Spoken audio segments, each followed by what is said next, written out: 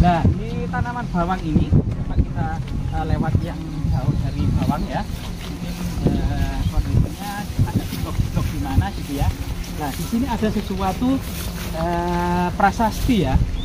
Ada sesuatu prasasti yang tentu kondisinya becek-becek jeblok-jeblok ini. Karena memang tulisannya itu yang bawah dibuat timbul tulisan angka tahunnya, dan yang atas ini dibuat cekungan ya. Guys, jangan lupa like, subscribe, dan komen ya kan.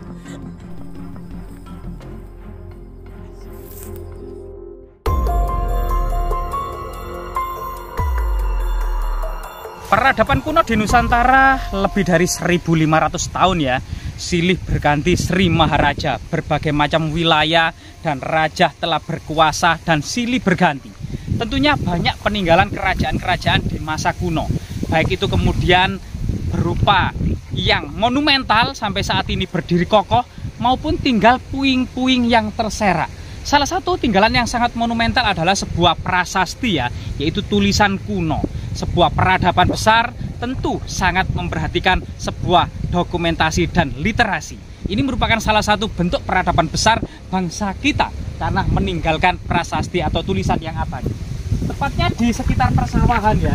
Di sana kita lihat pegunungan Anjasmara, Welirang, Arjuna, dan di sana Penanggungan. Jadi dalam kitab Negara Kertagama bisa jadi lokasi ini bisa jadi disebut Jalagiri ya, karena Raja Hayam Wuruk sehabis hujan senantiasa bertamasya di timur selatan dari Puri atau Istana Majapahit yang ada di Trowulan, tepat di selatan Jalagiri, mengunjungi Wewe, Pikatan, Candi Limo gitu ya, dan Siman. Nah ini dalam upacara prasetyaan yang selalu ramai, tidak pernah sepi. Nah, di sini ada beberapa batu aneh, kemungkinan jejak vulkanologi pada masa lalu, tapi kemudian banyak istilah-istilah yang menyebut rabut.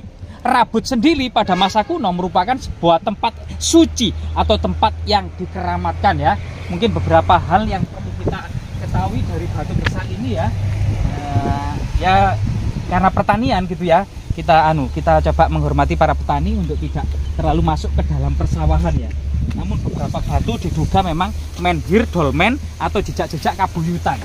Namun saat ini kita memasuki sebuah ladang ya. Nah ini ladang, ladang bawang yang baru ditanam ya. Nah ini ada bunga kangkung yang menyapa kita ini. Nah sangat indah bunga kangkungnya ya. Warnanya putih keunguan ya, putih keunguan.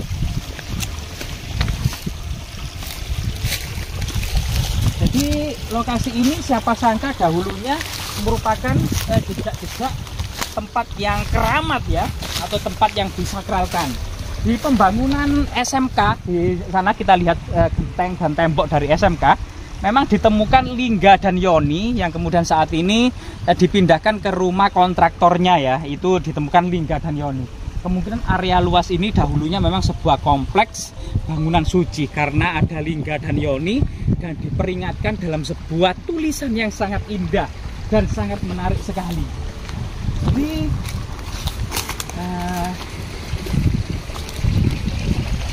di awal musim panas, tepat ya kemarin tanggal 10 Mei itu adalah tanggal kemenangan pasukan Majapahit atas pasukan Mongol di Canggu. Jadi di pelabuhan Canggu Majapahit, pasukan Mongol dihajar habis-habisan oleh pasukan Majapahit, dan kemenangan pasukan Majapahit di Canggu pada tanggal 10 Mei 1293 yang lalu ini merupakan yang saat ini menjadi hari jadi Kabupaten Mojokerto. Nah ini, jadi selamat hari jadi Kabupaten Mojokerto ya. Nah ini, nah di tanaman bawang ini coba kita lewat yang jauh dari bawang ya. Mungkin kondisinya ada blok-blok di mana gitu ya. Nah di sini ada sesuatu prasasti ya. Ada sesuatu prasasti yang tentu kondisinya becek-becek jeblok-jeblok ini. Kita copot apa enggak ya sepatu kita ya. Jadi kita masuk ke sawah teman-teman.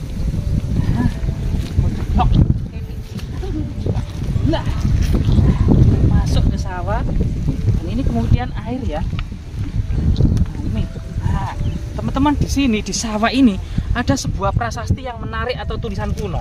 Nah, ini mungkin dikasih air. Nah, ini. Jadi ini ada tulisan kuno ya. Nah, dan di sini memang bisa terbaca loh dengan jelas, karena memang tulisannya itu yang bawah dibuat timbul tulisan angka tahunnya, dan yang atas ini dibuat cekungan ya. Jadi nah, ini ada semacam 2 baris ya, 2 baris. Jadi ini Kartiniro Rabut ya, Tugu Isaka Kala ya. Jadi Isaka Kala, dan di sini yang angka depan huruf 1 ini tertutup tanah. Jadi 1197 ya. 1197 Saka. Jadi Kartiniro telah ditegakkan sebuah Rabut Tugu, kemungkinan memang adalah Linggayoni ya.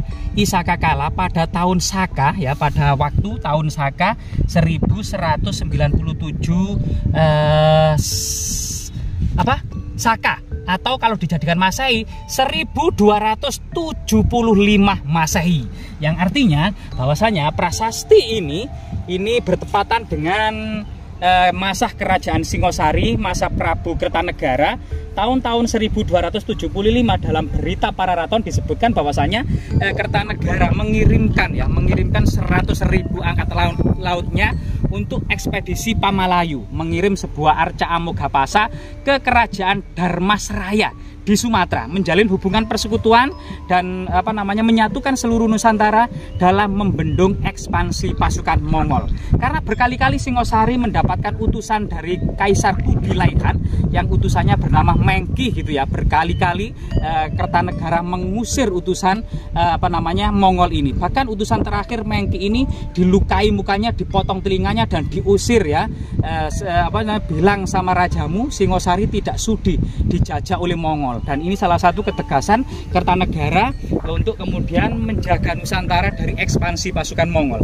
Jadi kemungkinan memang ini meskipun jauh dari Singosari, tepatnya saat ini di Mojokerto, di lereng utara dari Pegunungan Anjasmara, Welirang dan Arjuna, namun bersamaan dengan itu beberapa tahun sebelum tahun 1275 telah dibangun Pelabuhan Canggu oleh Wisnuwardana gitu ya.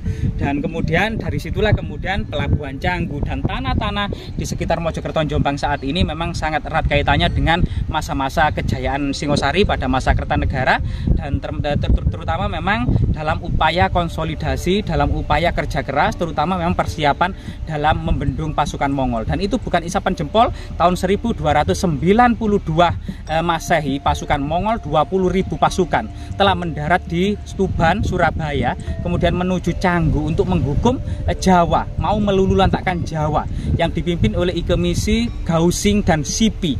20.000 pasukan Mongol bersenjata lengkap yang hendak menghancurkan kemudian kerajaan Singosari, namun kerajaan Singosari sudah dikudeta oleh Jayakatwang dari Kediri, sehingga kemudian ahli waris terutama Diyawijaya ya, pendiri Padukuhan Majapahit ini memanfaatkan bersama-sama orang Madura dan Arya Wiraraja atau Arya Adikara memanfaatkan pasukan Mongol untuk menghancurkan Kediri, sehingga kemudian setelah Kediri hancur dengan pasukan gabungan, maka siasat kedua dimainkan.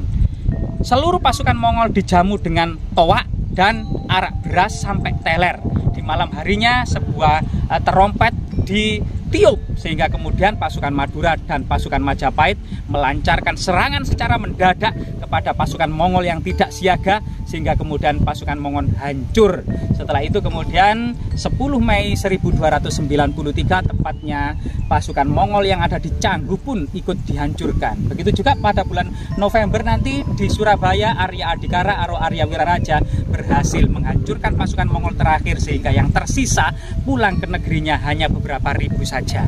Dan ini merupakan sebuah prestasi yang sangat membanggakan bagi leluhur kita, yang dimanapun berada pasukan Mongol selalu tidak terkalahkan. Hantu dunia pada waktu itu menguasai 3/4 dunia, namun hancur lebur di Pulau Jawa dengan siasat dan kecerdikan. Semoga bermanfaat.